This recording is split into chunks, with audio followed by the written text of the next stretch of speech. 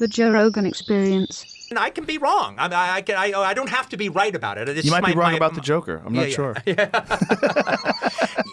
See, it's audacious. It's audacious because you haven't even seen it. You're just jumping on a fucking bandwagon. I'm just talking shit. I just trying to wind you up. Talking shit. I'm just trying to wind you up. Sorry. What's like an example of a film that you love that other people hate, other than the Joker? I don't know if I loved it, but okay, I liked it a lot. I have a ton of those. As a matter of fact, I have so many. But when I was younger, particularly, I was the champion of like the movie that that all the critics put down and said was the fiasco, and I wanted to. Is it because you're contrarian? Can I guess? Yeah. Is it Ishtar? Well. I defended Ishtar. I defended 1941. He was like one of the champions of Ishtar. I championed Ishtar. I championed 1941. Pushing that tape on so many customers. Yeah. How many of them came back angry? No, Ishtar's a funny movie. It's a funny movie. Is it really? Well, the problem with Ishtar, and we were talking about this a little bit earlier, the problem with Ishtar is that it suddenly became not about the movie, but about the production. Yeah. And so people had formed an opinion about whether they liked it or not. Expensive. Because it was expensive. It's like, it doesn't change your ticket price. No, but that is the kiss of death. If you feel like a film is over budgeted. Well, especially comedies. Yeah. It's like critics have a thing about spending a lot of money on comedies. It seems obscene to them. Yeah. What happened with this film? Like, where did the budget go south? Well, where the budget kind of went south for the most part was the fact that like Warren Beatty and Dustin Hoffman kind of like had their full freight on the movie. So Dustin Hoffman got his big salary, Warren Beatty got his big salary. And so now, and all the accoutrements that go with it. And everything that goes with it. Right. I need a plane to fly me back from Morocco to New York every weekend. Oh, really? I'm sure. No, he's just making that up. I'm making that up, but that's not unrealistic. But it's not unrealistic. It would be like if when they did, during the time when they did Ishtar, Tom Hanks was famous, but he wasn't the superstar that he is now. Right. All right. So if that had starred Tom Hanks and Peter Scolari, like the two guys from Bosom Buddies. Yeah. Well, then that movie would have cost a lot less and would have been just as funny. Right. Those guys were terrific together, and they would have been really good in that role, and the film would have been seen for what it is. Yeah.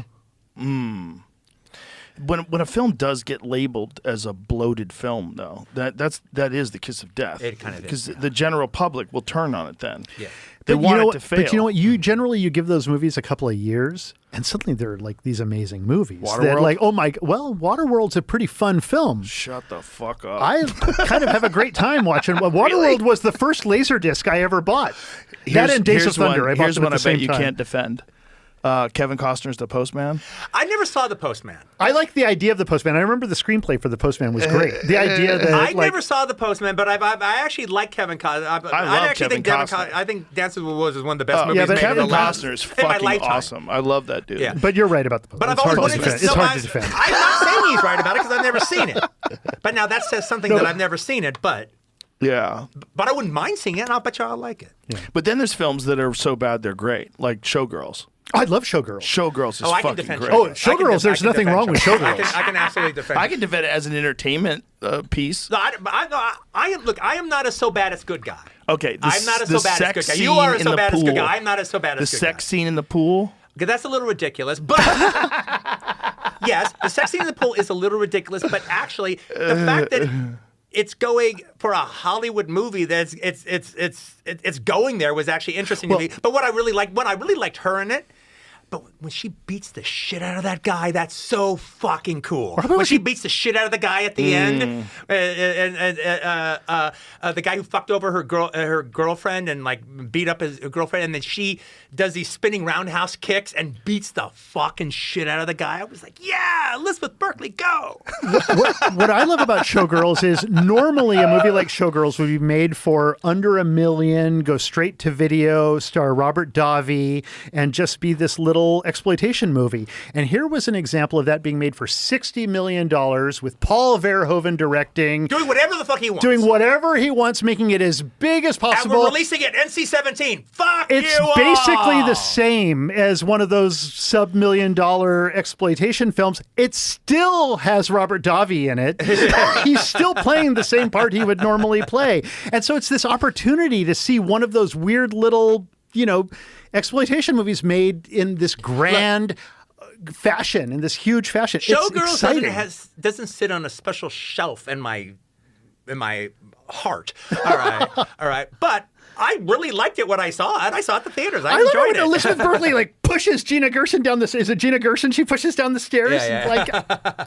Like everything about that movie is awesome. Yeah. I think it's great. I love the film. I brought it up to I had a dinner once with Verhoeven and a bunch of the producers that filmed. I started going off on it. And they all sat there at the dinner watching me go crazy over their film. And then at the end of it, one of the producers said, "Well, yeah, that's all nice to hear, but really that movie was just about us doing a lot of cocaine." That's exactly what I was just going to say. I'm so glad you just said that because I always described that movie as a cocaine movie, and I was just casting aspersions with no evidence.